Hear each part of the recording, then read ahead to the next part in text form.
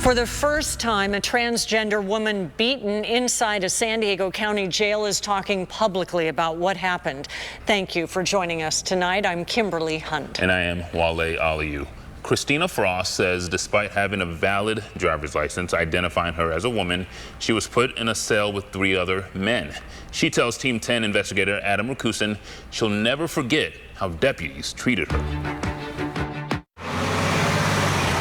It's been almost 3 years since Christina Frost found herself inside this downtown jail, but her memories of the hours locked up are as vivid as the day she was booked and placed in a holding cell. Just because somebody's different than you doesn't mean they're not human. In November of 2020, Christina, a transgender woman, was arrested for a misdemeanor DUI offense and taken to San Diego Central Jail, the main intake area for men in San Diego County. They knew all the way what I was, and that my license said female, and I went through the booking process. Christina says she was initially placed in a holding cell by herself. I was upstairs in a cell, and all of a sudden the sheriff came and yanked me out of there and started to put me in a cell with 3 men. Christina says she told deputies she was scared and asked them to keep her in the single cell, but was told no.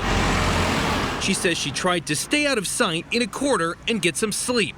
This is what woke her up. Feeling these bangs against my head that were just like incredible. It felt like I was hit with an iron frying pan. One of the men in the cell beat her so bad, he broke her jaw in multiple places. It was just really hard. Boom. And then I came to, and the guy just kept hitting me, and he was hitting me so hard I was coming off the ground. Christina says, bloody, with broken bones, she was put back in a cell by herself and left there for hours. And nobody so much as even asked, you know, was I okay?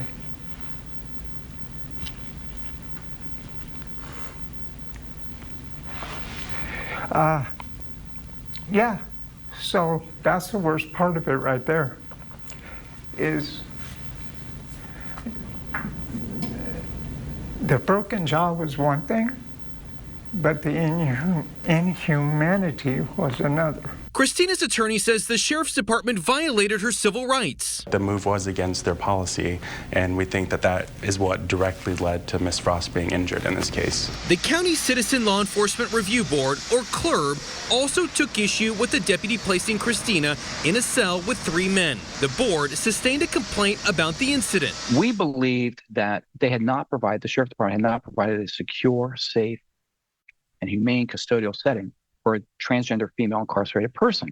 And we believed that because we thought that the assault and the injury were the result of a systemic failure on the part of the sheriff's department. Paul Parker is the board's executive officer. Along with sustaining the complaint, the board recommended the sheriff's department change wording regarding the booking process. The recommendation would mandate that an arrestee shall, instead of should, be taken to a facility that coincides with their gender identity. In Christina's case, that would have meant being taken to the women's jail. The sheriff's department said that because they're looking at things on a case-by-case basis when transgender folks are booked, that our recommendations to take someone and place them in a facility that coincides with their gender identity is not feasible, and it's not something they'd be willing to do because they already believe that they're taking the appropriate steps. In an email response to ABC 10 News about CLRB's recommendation, a spokesperson for the Sheriff's Department wrote in part, the department's current policy was updated in March of 2022,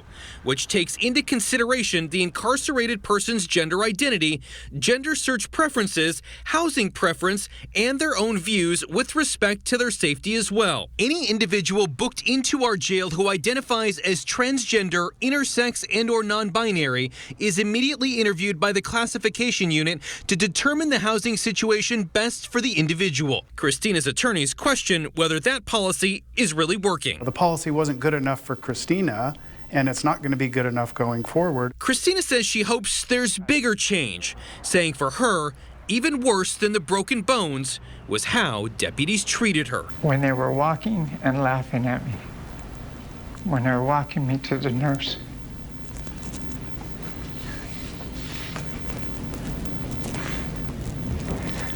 I'm just nervous. But when I was walking with the nurse, and they were joking like it was funny. Adam Rakusin, ABC 10 News. Christina settled her lawsuit with the County of San Diego. The Sheriff's Department could not comment on the settlement.